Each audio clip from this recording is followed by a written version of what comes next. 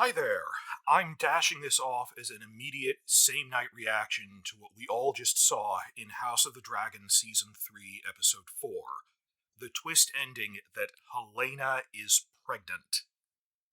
This is a huge deal after all the massive behind the scenes controversy and creative differences between George R. R. Martin and the showrunners about including this or not.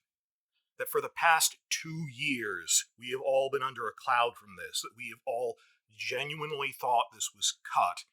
A massive change from the books that made Martin really angry, to the point he had to say, I have no relationship with him. That we did not think this was going to happen. As anyone not living under a rock is probably aware, that anyone who goes online, and some people, watching at home, watching it cold, with no information online might not be aware of this, but anyone online listening to me here is aware that after season 2 ended, Martin made a blog post on September 15th, 2024, sharing behind the scenes disagreements he had with Ryan Condal. Now, up to that point, I knew there was a writer's strike, the studio cut off the last 2 episodes, the episodes we got were basically rough cuts.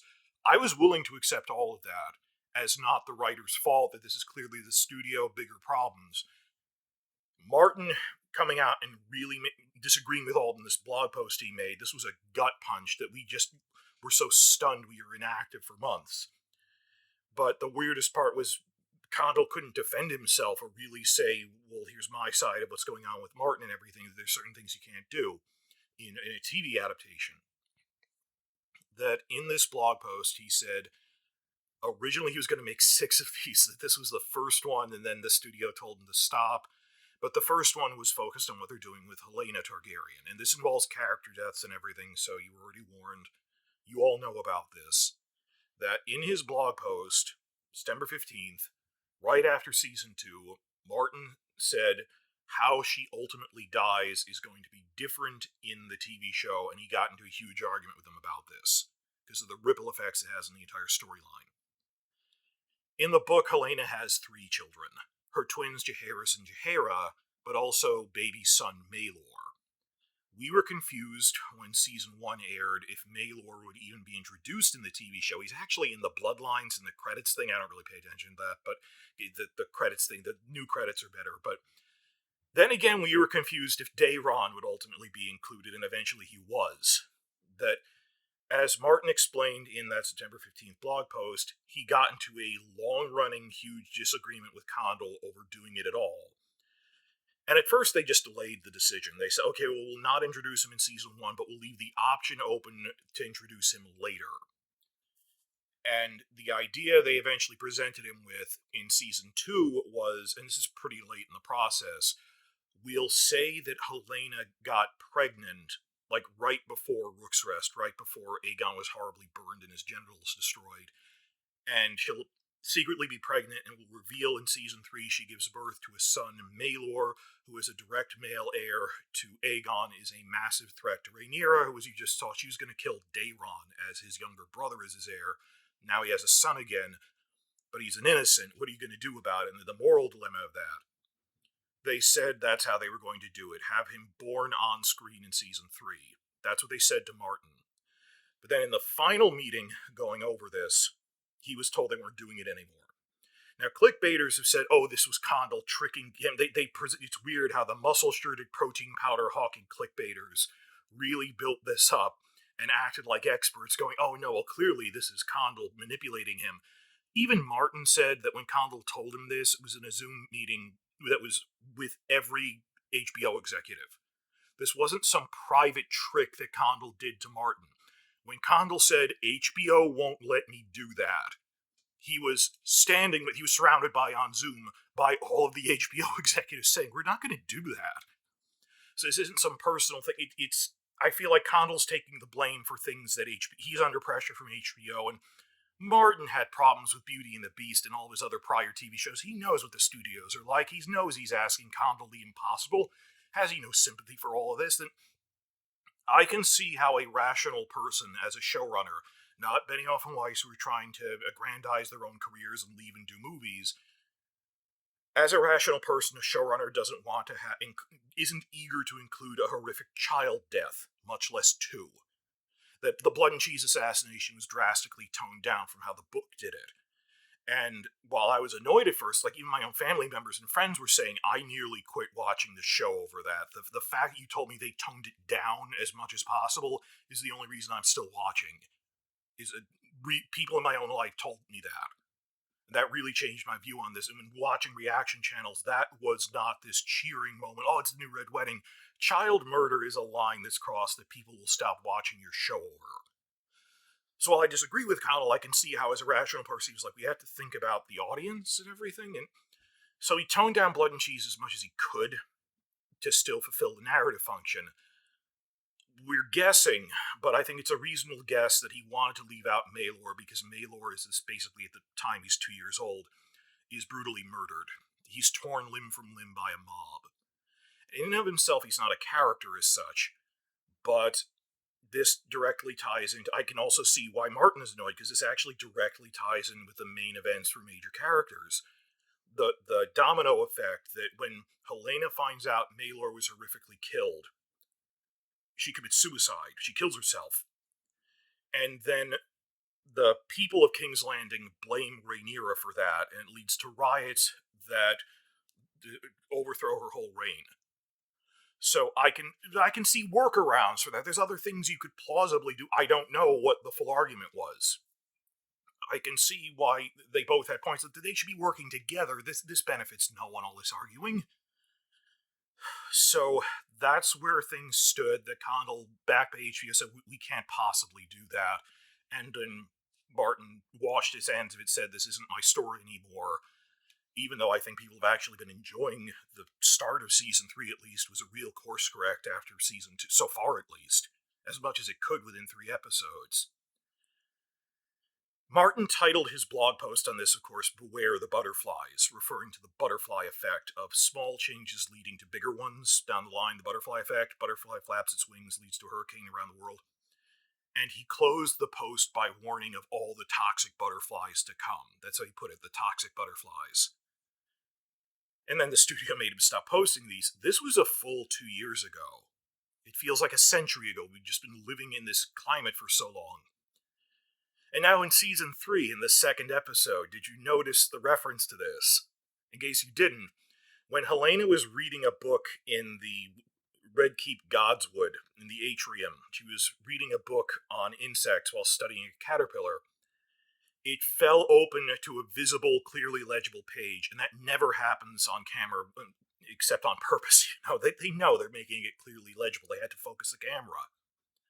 Not an accident. It falls open, clearly legible, to a page on the butterflies of Naath Island, where Missandei is from.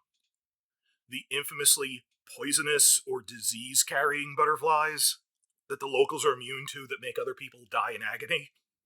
The toxic butterflies of Naath. I really don't know what to make of this reference. I mean, was it taunting? They don't seem like the type of people to taunt people. Benioff and Weiss taunted people. I have never seen Condal and Hess taunt like that. Maybe it was meant as self-deprecation, and that is something we'd start saying at Benioff and Weiss first. No, that was self-deprecating when they'd taunt their critics of the Sansa storyline by having Arya making fun of it during the stage play scenes in Bravos. I really don't think Condal or Hess would do that. Moreover, they know George would get wind of it, and they know there's a fight going on. I think it was self-deprecation. But whatever the case, we genuinely don't know. You could never definitively know that. I'd like to ask. But, okay, I thought that was just fun trivia. But for 2 years, we've been so convinced this is a done deal. Martin gave up on the show because of this. This isn't going to happen. And now suddenly Helaena is pregnant. With Maelor. Maelor the Missing, as Martin called him. I want to stress to all of you, no one anticipated this. All of the spy reports I've been making for 2 years, because I'm sorting and cross-referencing the spy reports made by the half a dozen big spy channels and trying to present them on YouTube here. I figured out fake Daemon 12 months ago, when even the other spy channels weren't looking at it. So trust me when I tell you, we had not a hint of any of this. Not one shred, not one hint, nothing we were willing to read into that indicated Helaena would be pregnant in Season 3. None of the spy channels heard of this. This took us by complete surprise. Even when, in the final full trailer, there was an image of what looked like Fia Saban making a screaming face as if in childbirth, no one thought it could be that. Like some channels even suggested it wasn't her because your face is distorted when you're screaming like that. But then Fia Saban posted it on Instagram, so we were pretty sure that was the actress, the Helaena actress. But even I had a video on this going into my trailer analysis for season 3. I was utterly convinced that was just a dream sequence, a Harrenhal dream vision sequence, which they've had before, that never entered my mind that they could actually be doing this. How the heck did this happen? And what does this mean going forward? Short answer, we don't know completely, but I think we have a clue. Remember back in January, right before the Night of the Seven Kingdoms started, Martin had a big, candid, frankly blunt interview in Hollywood Reporter talking about all this. And they tried to delicately ask, how is your relationship with Ryan Condal now? He said it is abysmal. But of course, in the same thing, he also admitted, well, when he told me he can't do these things, HBO won't let me, he was doing it while surrounded by HBO executives. And I don't know if Martin's requests were reasonable or not, but some people just said, oh, well, Martin said that they weren't listening to him. From the way he describes it, they listened to you, disagreed with you, said no. It's not that they were ignoring you, they were actively disagreeing with you, which I know doesn't make you feel better, but it's not that you were cut out, it's that I think Condal put his foot down and said, I can't do that. You put me in charge of a show to make it as a show that's successful. People will stop watching. And I think Martin thought that was a betrayal because he handpicked Condal to run the show. And you know that this is always a push and pull with the studios, but we don't know the full extent of the back and forth of this. But the mere fact that a large number of the major YouTube channels on here are not instantly vilifying Ryan Condal, but I need to hear his side of this. George, you can't ask us to judge something we haven't seen.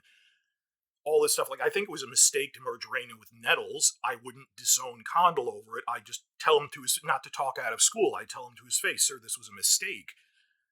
But I can see why structurally you'd do that. And the Maelor stuff, I can understand why you'd want to cut out a brutal child murder. I don't see that as a betrayal, but I think you should consider the consequences of all of that. But they should have talked this out, and it was HBO's job to really help it more. The THR article talks about the back and forth timeline of this more. The point where they had the big Zoom meeting where Condal gave the breakdown of this is what season 3's outline will be like. Martin said, this isn't my story anymore, and left. In that article, in the vaguest of terms, it says he was later convinced to come back.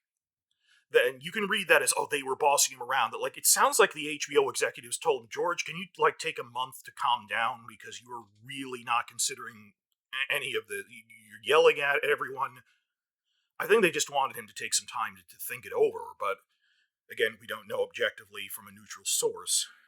But that part where it says he left completely but then came back, I suspect that at some point after those blog posts, HBO might, and we can't confirm this, might have made a concession to him to put Maelor back in.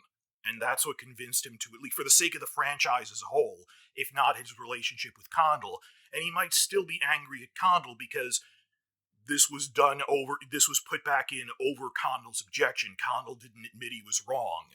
And I disagree with Condal, but I think his concerns are valid about this will scare people. This is not pleasant. I can see why he did that, so maybe he still has an abysmal relationship with Condal, even though he got exactly what he wanted. He got Maelor back.